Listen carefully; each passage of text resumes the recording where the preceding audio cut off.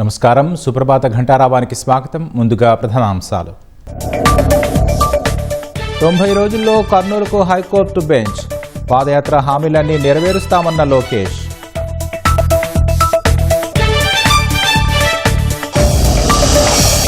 Bhogapuram airport ప్రారంభోత్సవానికి 3 లక్షల మంది. పకడ్బందీగా రవాణా, ఆహారం, ఇతర ఏర్పాట్లు.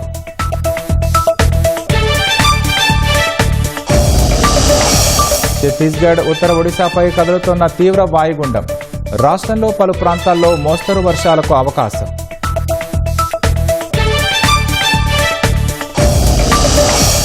అమెరికా భరోసా ఇస్తేనే తొలిదశ వాణిజ్య ఒప్పందం అమలు.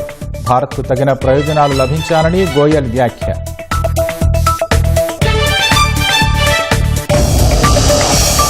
జోర్డాన్లో అమెరికా సైనిక స్థావరంపై ఇరాన్ క్షిపణి దాడి. ప్రతిదాడి భీకరంగా ఉంటుందంటూ ట్రంప్ హెచ్చరిక.